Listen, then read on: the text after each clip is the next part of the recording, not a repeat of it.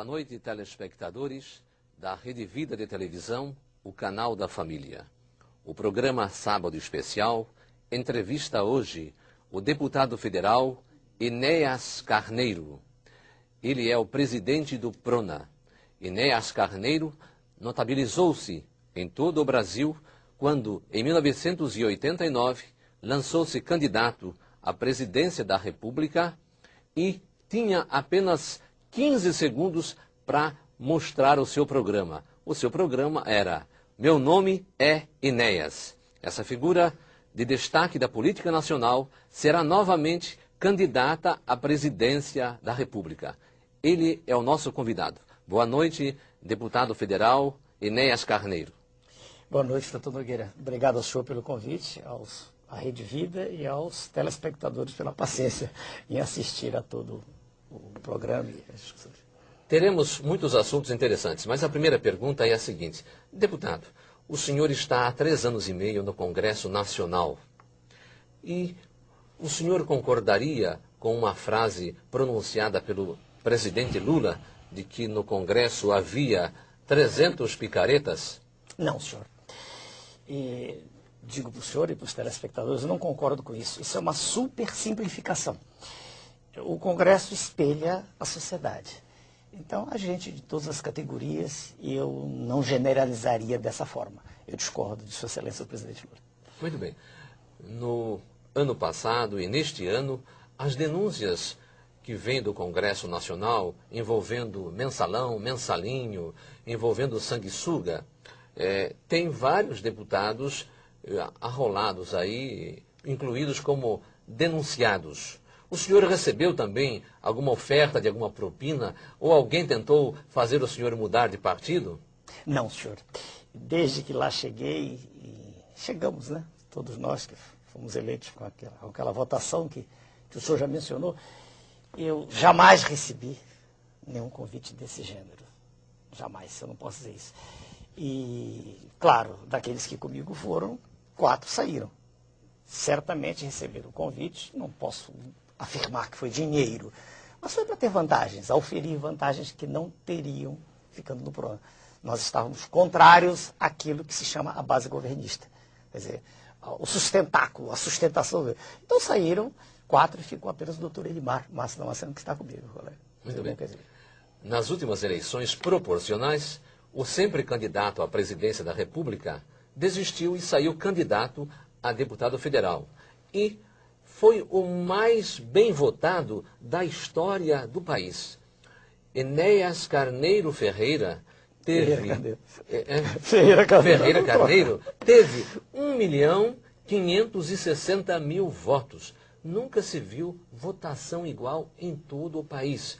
Até o ex-governador de São Paulo, Paulo Maluf, era o mais votado, com 670.000 votos.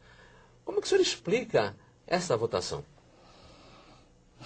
É complicado explicar. Eu já tentei entender isso diversas vezes. Já conversei com colegas neurologistas, sociólogos, e há uma interação, né, direta entre mim e o eleitor. Eu não tenho cabos eleitorais, não fiz contato com nenhum prefeito, não fui a cidade alguma. É um contato direto pela televisão. Eu quero crer que é a maneira como eu falo, que já tinha dado um resultado semelhante da eleição para presidente da República em 94. Eu tive quase 5 milhões de votos. Como é que o senhor fala? O senhor sabe, no horário gratuito, eu transmito aquele sentimento que é do homem comum. Eu sou um homem comum, não me contaminei, né? E com excelência, nada disso. E quando eu falo no horário gratuito, eu transmito para o eleitorado aquela sensação que é própria do homem, a indignação com o modelo, não é com uma pessoa, o modelo de que nós falaremos daqui a pouco, o modelo que leva o nosso povo a uma situação de escravidão. É essa a questão. Eu quero crer que é a verdade, é o não comprometimento com o modelo que faz com que o cidadão comum perceba que eu não pertenço ao sistema.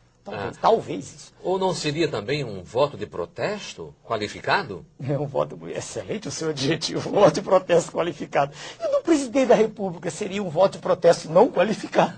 Porque aí não qualificado. Sua Excelência, o presidente é notoriamente inculto, né, não, ao longo da vida não tem formação específica em área alguma, e eu já disse a ele, não estou falando, né, se ele está presente, disse a ele em 94, e aliás eu temia por tudo que veio a ocorrer 10 anos depois.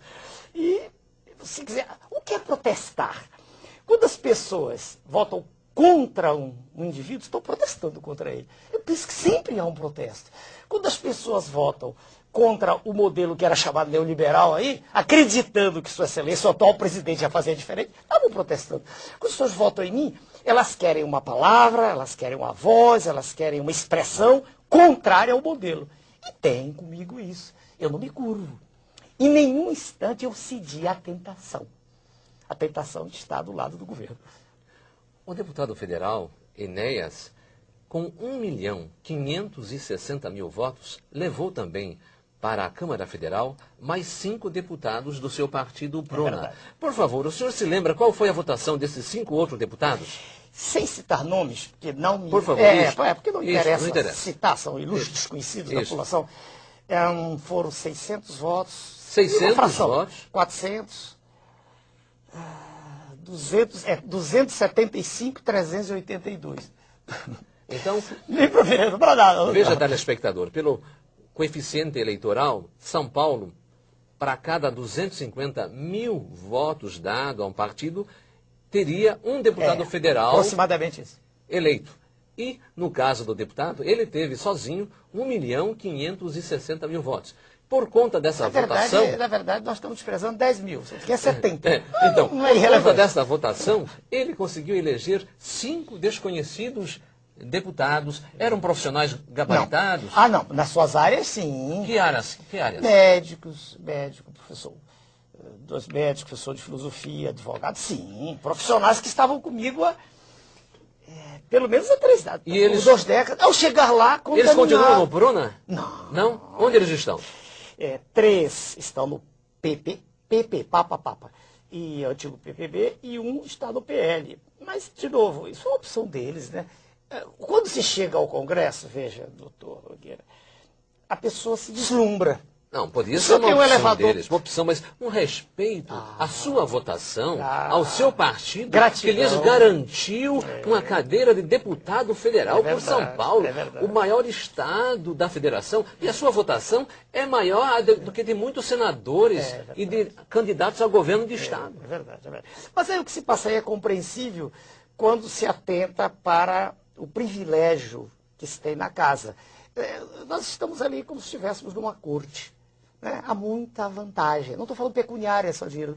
O senhor tem um elevador particular, o senhor é chamado de excelência. Se a pessoa não tiver uma estrutura, né, de caráter que a mantenha imune, né, é natural que queira ir para o lado do governo.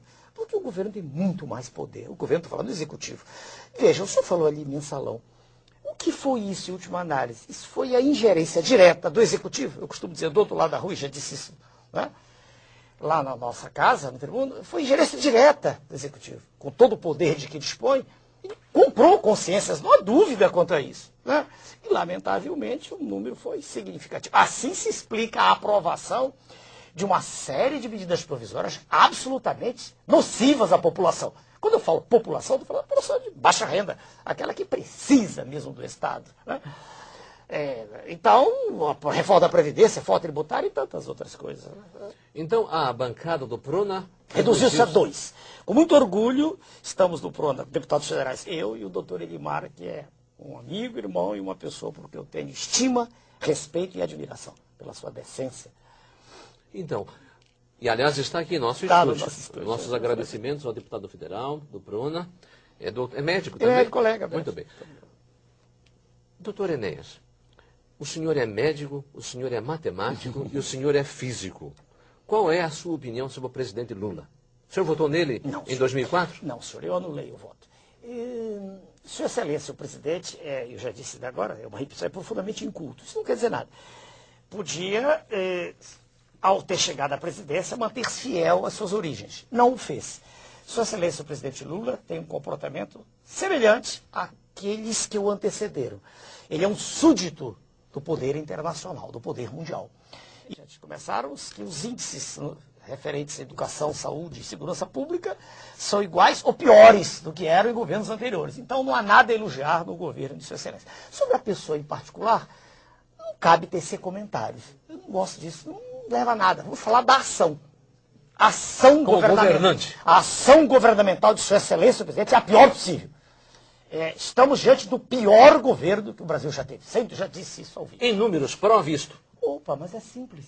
Escolha qualquer área. Educação, segurança, saúde. Educação temos aqui. Educação.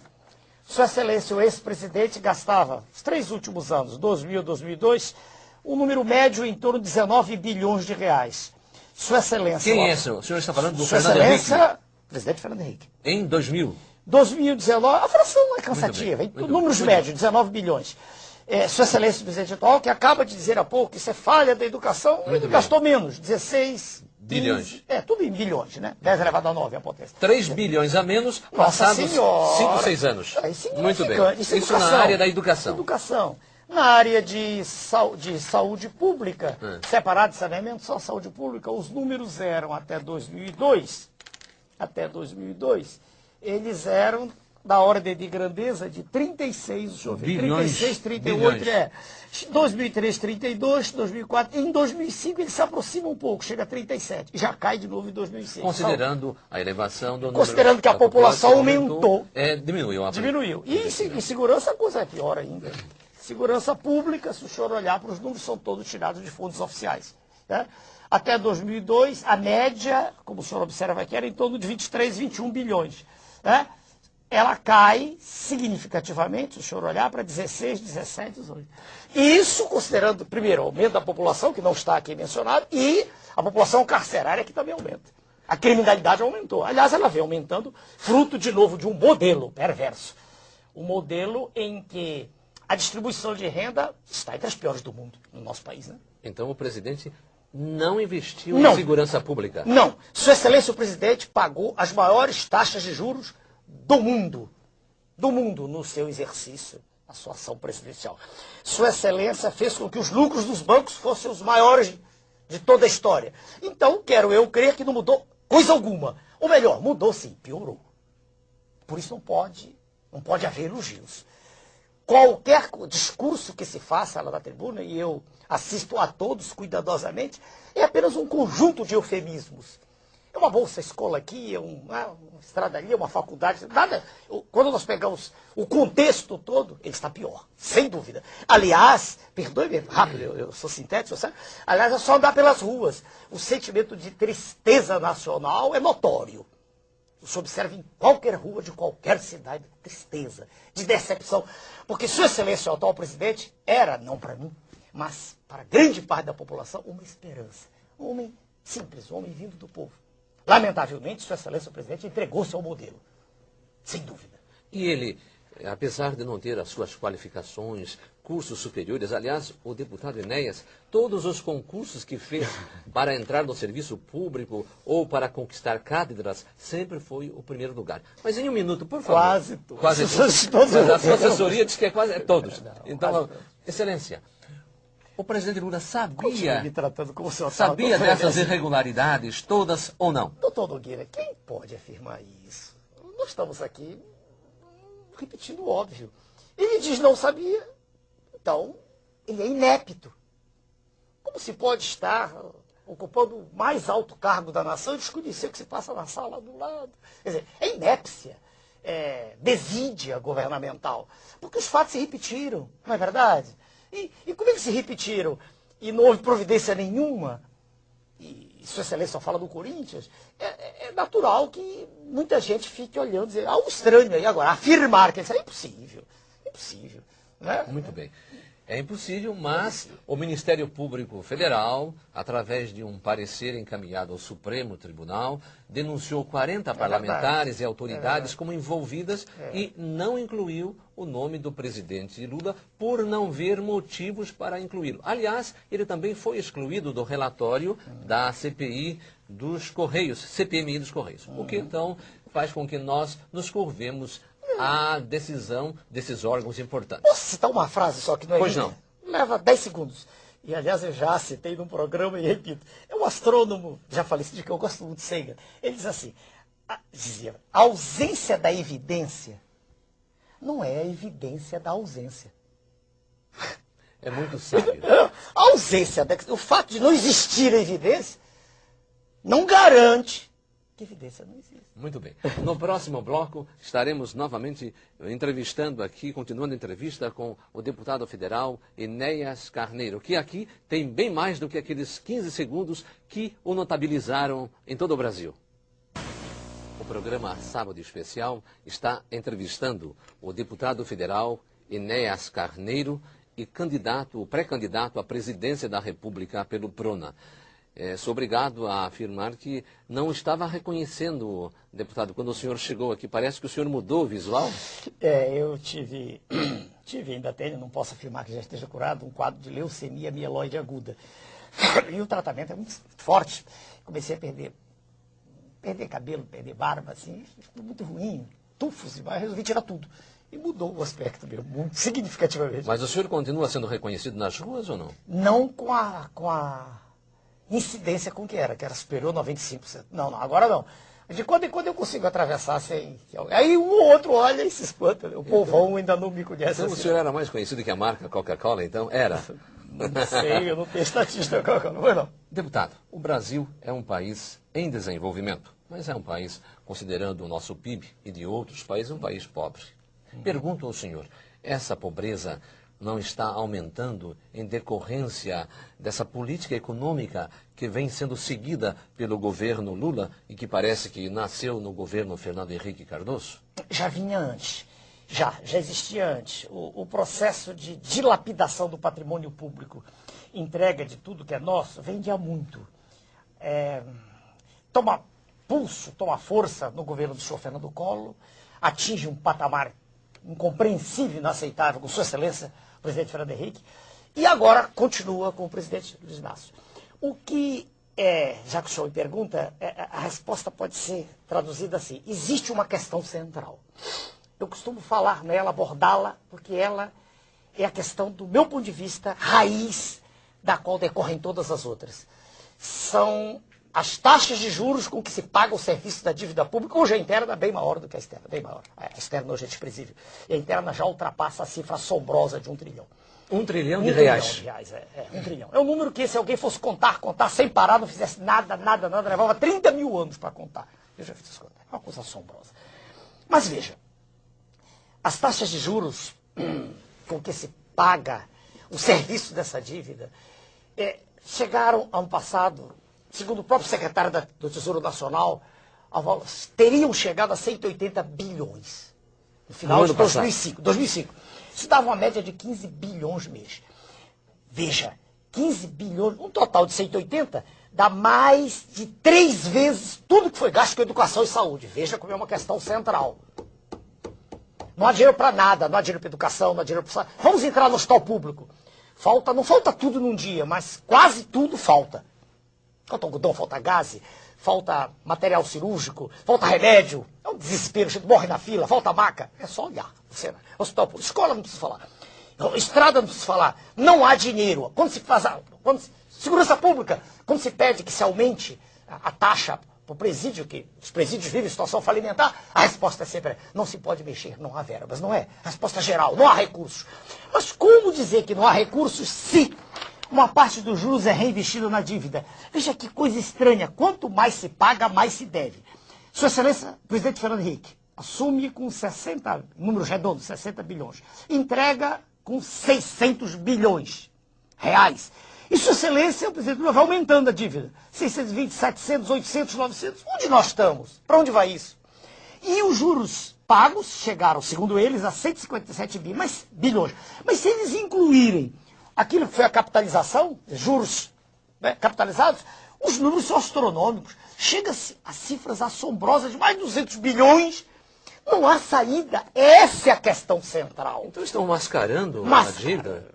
A dívida não. O serviço da dívida. A dívida aparece com mil e uma injunções, papéis que são colocados noutras rubricas, mas a dívida ainda aparece. O questão central. Então estão mascarando a dívida? A dívida não, o serviço da serviço da dívida. A dívida aparece com mil e uma injunções, papéis que são colocados noutras rubricas, mas a dívida ainda aparece. O que não aparece é que a cada instante uma parte desse serviço é acrescentada, é adicionada, por isso a dívida cresce. Mas veja, doutor Nogueira, isso é assombroso. É assombroso porque nós vivemos num seio dos países pobres, mas como pobre? Se nós temos o maior contingente de água potável do planeta, 21%. Como pobre, se nós temos uma riqueza mineral que ninguém tem. Eu conversava com o senhor e converso sempre com qualquer colega, qualquer pessoa, perdoe-me tratá-la assim, que queira trocar ideias. Nós temos de nióbio, um elemento químico fundamental para a indústria aeronáutica, sem o qual o avião supersônico não levanta voo. Temos 97% a 98% do mundo aqui. A região de Araxá, em Minas Gerais, um pouquinho na Amazônia. Quer dizer, como se explica que nós não tenhamos o monopólio da venda de nióbio no mundo, se só nós temos? De onde o senhor tirou esse percentual? O senhor o encontra em diversos sites. Eu não trouxe, mas não é difícil. É reconhecido internacionalmente isso aí? Sem dúvida, sem dúvida. Se o senhor procurar até na internet, o senhor o encontra. Nióbio, óbvio, eu tenho a satisfação de dizer para a população que eu fui o primeiro candidato à presidência da República que falou nisso, não se tocava nisso, era tabu. Eu fui o primeiro. Nióbio, né? N-I-O-B-I-O, nióbio. Pois bem, eu fui, mas não se toca nisso, isso é tabu. Agora, só o nióbio permitir-nos-ia ter uma moeda própria, lastreada nele. Entendeu? Nós podíamos ter nossa, não atrelada ao dólar, só ele, só o... E sem falar no quartzo, o nosso é de primeira qualidade. Em suma, quando aparece a capa da revista do roubo do urânio, o senhor pode ter mostrado, né? Roubo do urânio, contrabando de urânio, eu me divirto um pouco, porque isso é extraoficial, é verdade, estou roubando. Mas o nióbio é infinitamente pior, porque é oficial, o senhor entende? É oficial. Quer dizer, se nós calculássemos quanto é gasto de nióbio em toda a indústria aeronáutica mundial, do planeta, planetária, não é verdade? E víssemos quanto sai daqui, o que entra deveria ser compensador, e não é. A coisa veja o senhor, é avassaladoramente desastrosa para o país. A questão mineral no país é uma questão, do meu ponto de vista, que tinha que ser abordada de saída. Não podia haver nenhuma concessão, porque riqueza mineral é de uma safra só, é de uma vez só. Nós não temos outra safra de nióbio, nem de quartzo, nem de manganês. Nosso manganês já está nos Estados Unidos, na Pensilvânia, compondo as chamadas reservas estratégicas, está lá. E quando o nosso manganês, ainda temos manganês, temos urucum, Mato Grosso, mas quando acabar todo, aí nós vamos comprar pelo preço que eles quiserem. Não quero fazer discurso, eu estou respondendo um pouco animado, porque essa questão mineral me preocupa há muito tempo. Eu estudei, honra ao mérito, com o almirante Gami Silva, que tomou conta daquele projeto da Amazônia, um homem culto, preparado. Estudei muito. Ninguém fala nisso. E por que o senhor não falou isso na Câmara Federal? Mas já falamos. Ninguém repercutiu isso aí? Não, essa informação não tá é muito séria.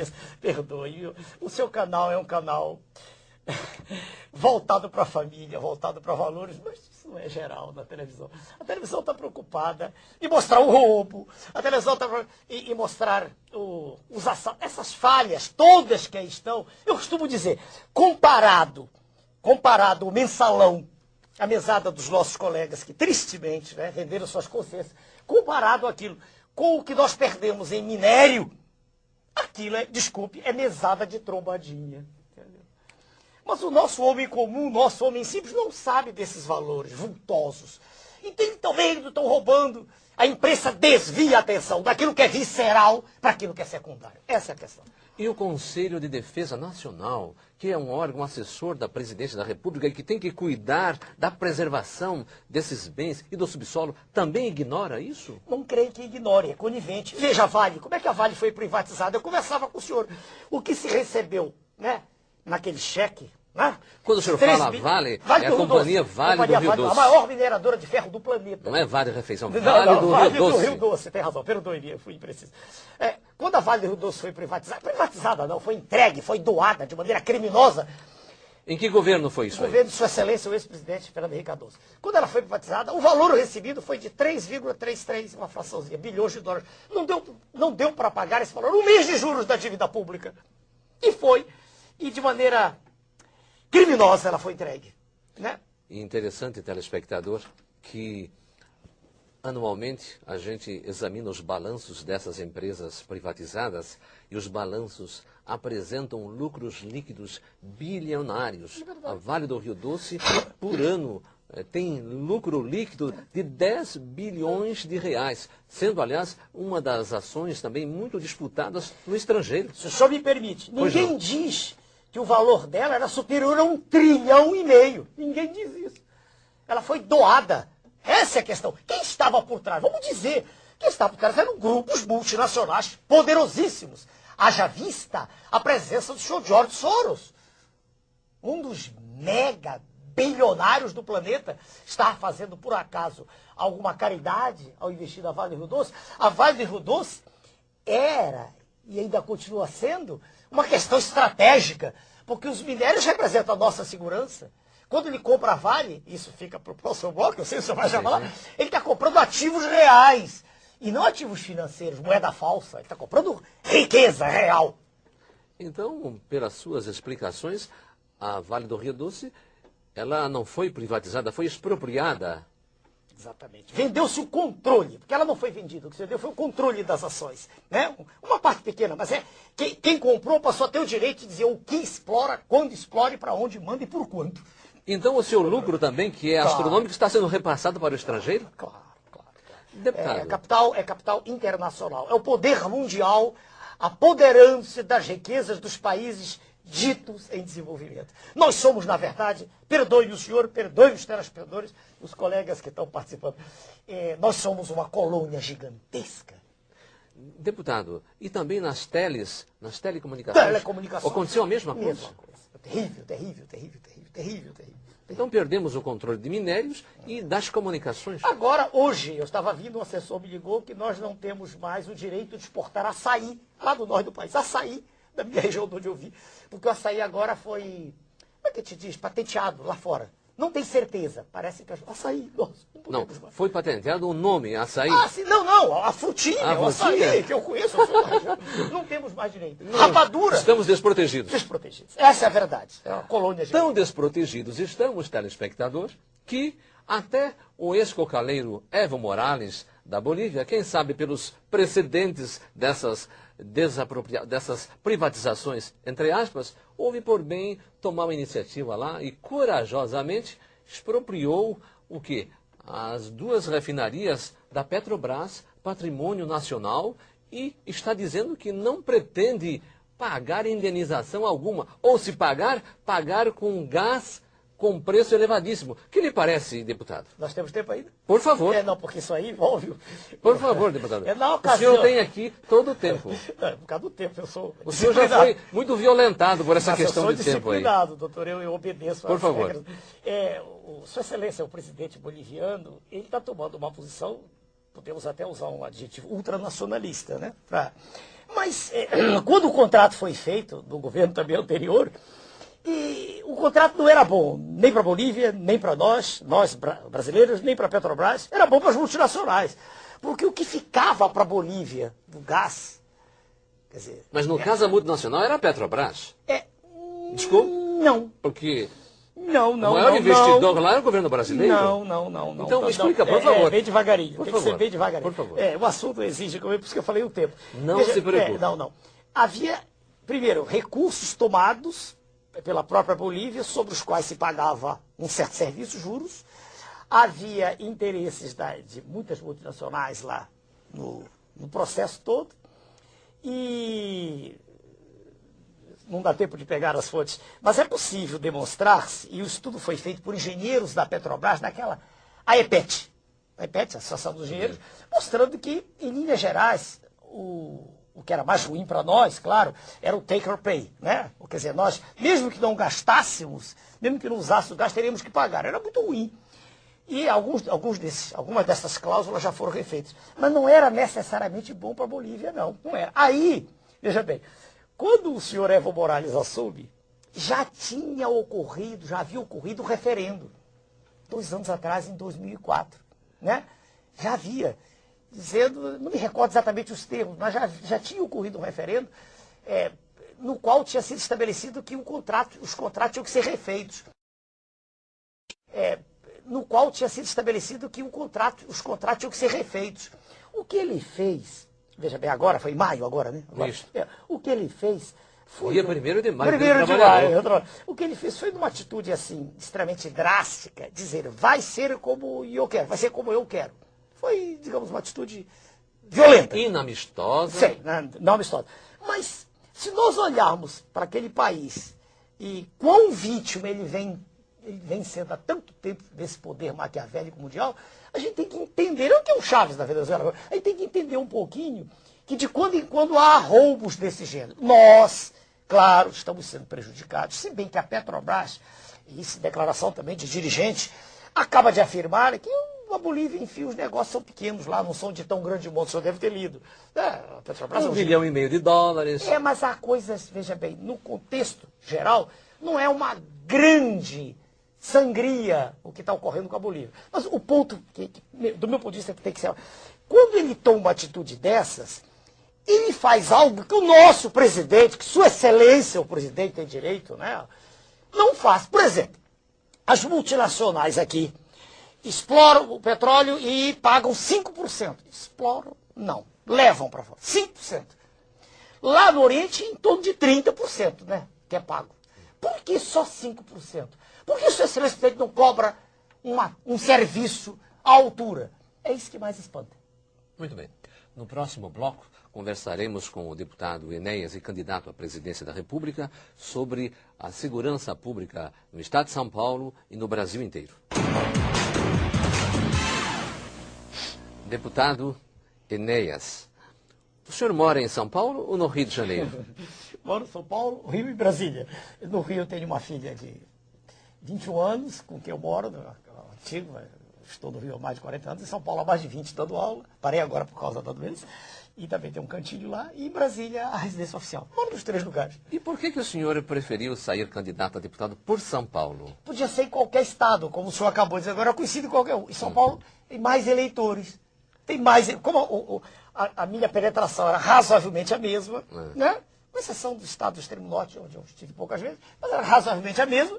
Em São Paulo, eu pensei, São Paulo, há mais eleitores, o resultado será maior, honestamente. E tenho carinho por São Paulo, como tenho por qualquer lugar. Eu sou brasileiro, como o senhor é. Muito Estamos bem. falando português, hein, o senhor? Né? E se o senhor fosse governador aqui do estado de São Paulo, considerando a situação séria na área da segurança pública que São Paulo está vivendo, o que o nosso deputado, então governador, faria para tranquilizar a população e resolver esse problema gravíssimo que está afetando a todos? Veja, de novo, eu volto à questão central. Os governos estaduais, dos estados-membros e os prefeitos, todos estão presos à dívida pública. Todos. Se o senhor olhar, quando há qualquer medida que um presidente toma, os governadores, desde o tempo de Collor, os governadores vão lá. Uma linguagem bem singela, tomar a benção. Quer dizer, até assim no CIEP, vai lá. Quer dizer, todo mundo... Porque é o governo federal que solta a verba, que solta o dinheiro. Então, o primeiro problema do qual a gente nós não podemos esquecer, é que Sua Excelência, o governador, independentemente de quem seja, ele não tem todo esse poder que parece ter, não. Não tem. Agora, o que se faz com o que tem? É outra pergunta. Dentro do que tem, do que chega, eu penso que não adianta falar educação. Isso é a médio prazo, não é instantâneo. Então, ainda mais porque muitos dos líderes aí têm até nível médio, né? Não são analfabetos. Não Se não fossem preparados, não obteriam esse sucesso que estão obtendo aí com essas rebeliões todas. Claro. Então, eu penso assim, há que, do meu ponto de vista, tem 1000 abordagens, separar joio de trigo. A cadeia, quer dizer, o presídio é a sementeira do crime. O indivíduo furta um frango e é preso, é jogado lá dentro e sai traficando. Todo mundo sabe disso. Né? Então, há que separar. Como? Não adianta estar construindo presídio. Aquele presídio, está todo mundo amontoado, não faz sentido. Eu penso que, e não estou também dizendo nada novo, a prisão agrícola é uma saída. Né? Espaço aberto, local onde o sujeito possa produzir algo. Aquilo ali, isso do jeito que está, vai explodir. É uma bomba de efeito retardado. Mas isso, como disse o senhor, a médio prazo. Quero saber para hoje. Medidas de segurança, não há saída. Se um rinoceronte nos ataca, não adianta cantar uma área. Há que ter medidas punitivas drásticas. Não a pena de morte, que nós somos contrários a ela, como somos contrários ao aborto, qualquer forma de eliminação da vida. Né? O PRONA tem como cláusula pétrea. Então, nesse sentido, o senhor criticaria, então, a atitude do governador Cláudio Lembo, que não aceitou a ajuda federal? É difícil. É difícil a resposta. Veja bem, segundo ele, o efetivo da Polícia Militar é suficiente. Eu ouvi a declaração dele, ouvi do comandante da polícia. E, veja bem, na medida exata em que ele dizia isso, e eu me ponho na posição de acreditar, eu não sou do partido dele, não disso, acreditando na autoridade que ele tinha condições de deter o processo, eu creio que ele não tinha por que pôr a polícia. Primeiro, porque o Exército, no caso, não está preparado para isso. O Exército apenas é uma demonstração psicológica, né? O Exército não está. Para defender o território nacional, seria? Segurança nacional é uma coisa, segurança pública é outra. E aqui é a segurança da família, da sociedade, do cidadão que trabalha, que paga imposto. E houve pânico. Não adianta dizermos que não houve. Houve pânico. Haja vista os supermercados fecharam, as escolas, tudo. Houve pânico. Então, quando você me pergunta se... ele responde, é difícil. Está na posição, são decisões difíceis. Agora, ele houve por bem fazê-lo e, logo no dia seguinte, se não me engano, pararam. Mas fala-se de acordo. É isso que eu pergunto. O senhor conversaria com os bandidos? Não. Eu não. Eu não o faria. Eu não o faria, mas eu não posso afirmar que houve, de novo, a história, porque foram pessoas lá conversar com eles, um advogado, não foi? E logo depois cessou tudo. Mas eu não tenho autoridade aqui para dizer exatamente o que houve. Não sei. Não sei, é impossível, né? Não sei. Mas, repito, a questão prisional, essa questão do ponto de vista da criminologia, ela tem que ser examinada rapidamente.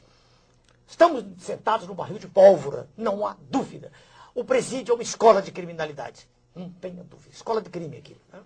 Aliás, o senhor também não acha que deveria haver uma política nacional de segurança pública? Porque é impossível você hoje situar pontualmente um problema de São Paulo. O problema da segurança, ele extrapola. Nós temos bandidos que vêm de outros estados, pessoas de São Paulo que vão para outros estados. Então, há que haver uma interligação. E isso quem põe é a presidência da República, o governo federal. Há que existir e já está passando do tempo, sem dúvida. E a Câmara Federal e o Senado Federal também poderiam agir?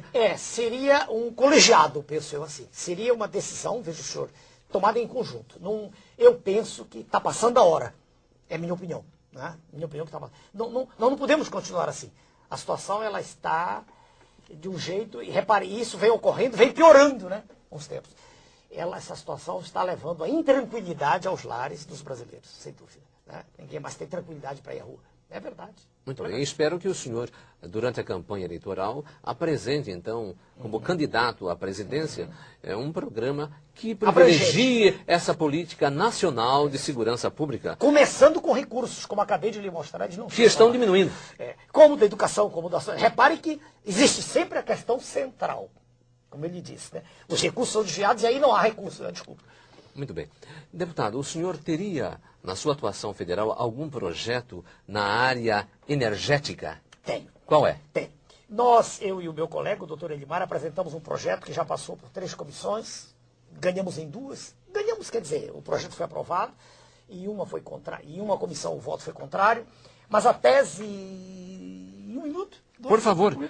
A tese consiste no seguinte, nós propomos a substituição em todo o território nacional dos combustíveis derivados do petróleo, fóssil, né? Combustíveis oriundos da biomassa. Quer dizer, o álcool e óleos vegetais. Nós conseguiremos, se for porque agora irá para o plenário daqui a algum tempo, esperamos que nessa legislatura ainda, nós conseguiremos uma coisa inédita. Todo o petróleo nosso será exportado, veja. Olha quantas divisas teremos, todo o petróleo. E nós teremos a não poluição da atmosfera, né? Porque os combustíveis de origem fóssil, além de estarem no final da sua vida, né? O petróleo acabará 2, 3 décadas, 4.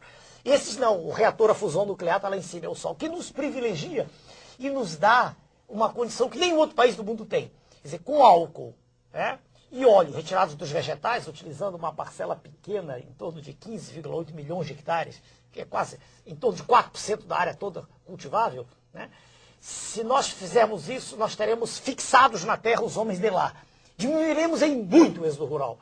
Teremos uma condição de a pessoa trabalhar no seu habitat natural. Geraremos, todos nós, se isso for aprovado para o bem do nosso país, alguma coisa em torno de mais de 10 milhões de empregos, com pessoas trabalhando naquilo de que gostam no campo. Essa é a ideia de maneira bem geral. E este projeto? Se nós fizermos isso, nós teremos fixados na terra os homens de lá. Diminuiremos em muito o êxodo rural. Teremos uma condição de a pessoa trabalhar no seu habitat natural. Geraremos, todos nós, se isso for aprovado para o bem do nosso país, alguma coisa em torno de mais de 10 milhões de empregos, com pessoas trabalhando naquilo de que gostam, no campo. Essa é a ideia, de maneira bem geral. E este projeto já passou em que comissões? Passou desenvolvimento, a primeira. Meio ambiente perdeu, a argumentação dos colegas foi que iria prejudicar, o que é uma insensatez, não, pelo contrário, vai retirar gás carbônico da atmosfera, diminuir o efeito estufa, né? Nós estamos usando a fotossíntese, algo que é natural, e foi um erro deles. Mas, não, agora Minas Energia passou, e terá que passar por outras, ou ir direto ao plenário. Aí nós vamos ver a adequação, e depois irá ao Senado. Se nós conseguirmos isso é um grande... Parece, não posso garantir, parece-nos, por informações vindas de outras fontes, que Sua Excelência o Presidente também está interessado nisso. Haja vista o biodiesel. Que bom. Pequeno, né? O Presidente da República? Isso nós ouvimos dizer, nós não ouvimos dele. Porque, veja o senhor, a Finlândia, há pouco tempo, através de um dos seus representantes, apresentou um projeto de obtenção de energia a partir de lixo. Do lixo, eles não têm sol. E nós que temos a maior incidência de luz solar do planeta, o maior índice de chuva, provavelmente, não temos como nosso povo está na miséria, não há razão para isso. Então é uma redenção, é uma maneira de usar aquilo que nós temos. A biomassa é nossa. Né? Muito bem. Deputado, e com relação ao aborto, o senhor tem alguma atividade lá?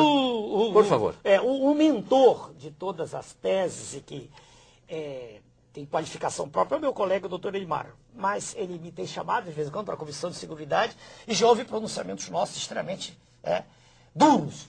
O aborto está dentro do projeto mundial, neomalthusiano. Tudo o que se diz em torno disso é eufemismo, é conversa fiada.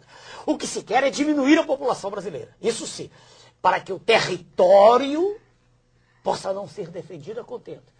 Todas as políticas voltadas ao aplauso ao homossexualismo.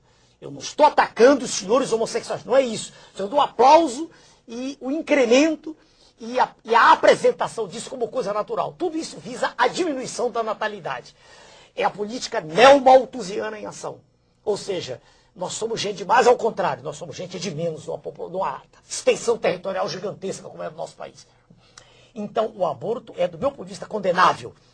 Totalmente condenável. Quando o espermatozoide e o ovócito se juntam, a partir do instante, não naquele momento exato em que o espermatozoide entra, mas quando os dois núcleos se fundem, já existe um novo ser.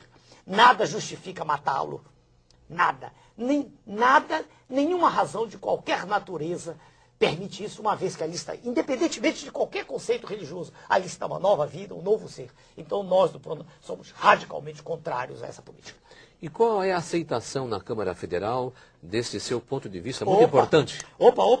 Nós conseguimos, eu, doutor Ibar, e uma série de outros colegas deputados, independentemente do partido a que pertençam, conseguimos deter, e foi protraída a decisão, né, de um projeto de uma colega nossa deputada que pretende abrir as porteiras todas do aborto. Mas isso foi detido no final do ano transato, agora de 2005.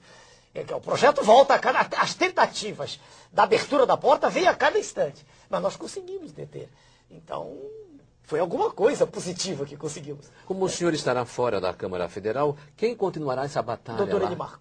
Então, se o PRONAF conseguir eleger deputados federais em São Paulo, mas aí o senhor tira o verbo achar, eu não vou brigar com o senhor há de ouvir que o senhor foi num crescendo, começou com 180 mil votos para presidente, depois passou para 360, agora depois passou para 5 milhões, 5 milhões, depois baixou porque o seu tempo baixou também. Agora, se o senhor não tiver um tempo bom, isso a bancada também não terá um tempo bom. Eu tive meio minuto para deputado federal, meio minuto. O que o senhor falava nesse meio minuto, deputado? Meio minuto. Veja, senhor telespectador, o nosso país é o mais rico do mundo, não é o mais pobre. Ele é o mais rico em água potável, em luz solar, com energia captada nas folhas, que pode ser utilizada, como eu acabei de mostrar. Né? O nosso país tem uma agricultura que é só estimular um pouquinho e ela produz, não há por que haver fome. Nós temos a maior riqueza mineral do planeta. A que o senhor atribui a situação de pobreza e miséria da população? Claro que é a má gestão. Claro que é, ao fato de nós termos títeres governando o país, que são, na verdade, representantes legítimos de um poder monstruoso, que é o sistema financeiro internacional. A nossa proposta é lutar contra isso, é fazer com que o Brasil se coloque de pé e deixemos de ser colônia das multinacionais. Deve ter falado 1 minuto e 40 segundos, não preparei antes, coisas desse gênero. E falou tudo, é por isso que teve essa votação astronômica. Nada diferente disso. Finalmente, para encerrar o programa, deputado, o senhor também tem uma grande preocupação com o mascaramento contábil dos ativos financeiros apresentados internacionalmente. Para encerrar o programa, 2 minutos. 2 minutos? O senhor está me dando uma eternidade. Eu acho que o senhor tem que se acostumar com isso aqui na Rede Vida. Muito obrigado ao senhor. O que se passa, senhor telespectador, é que antigamente ainda com transações em dinheiro, cheque. Hoje não. Hoje com o advento, né, e cada vez mais intenso das comunicações através dos computadores, quando se aperta um dedo, né, se põe o dedo numa tecla de computador, transferem-se fortunas de um país para outro, de um ponto para outro do planeta. E o que gira em ativos financeiros é de uma ordem de grandeza em torno de 6 trilhões de dólares. Dia. Isso é muito mais do que o total das transações em comércio e indústria, que chegam a alguma coisa em torno de 2 a 3% desse valor. É evidente que o que se faz então é uma fantasia. Vive-se numa gigantesca, é como se fosse uma mesa de bilhar, uma gigantesca fantasia. A riqueza real está nos países ditos em desenvolvimento, são as riquezas naturais. E delas se apropriam os donos dos ativos financeiros. Assim compraram a Vale do Rio Doce, assim compram terras na Argentina, compram terras no Brasil. E é preciso que nós acordemos para isso. É preciso, eu sei que é dura a frase, mas é preciso ter coragem para enfrentar o sistema financeiro internacional.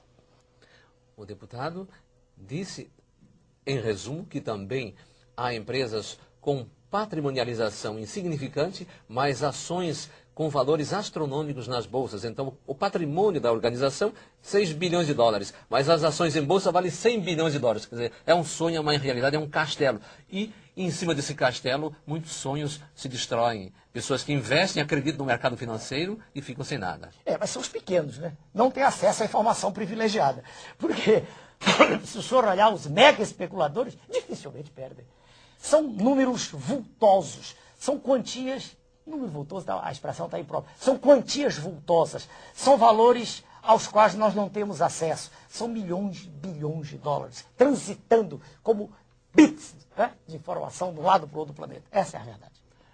Deputado, muito obrigado por sua entrevista. Sucesso ao senhor dentro do possível, apesar do pouco tempo que vai ter na televisão. E esperamos que o senhor volte aqui à Rede Vida para conversar com o telespectador do Sábado Especial. Muito boa noite.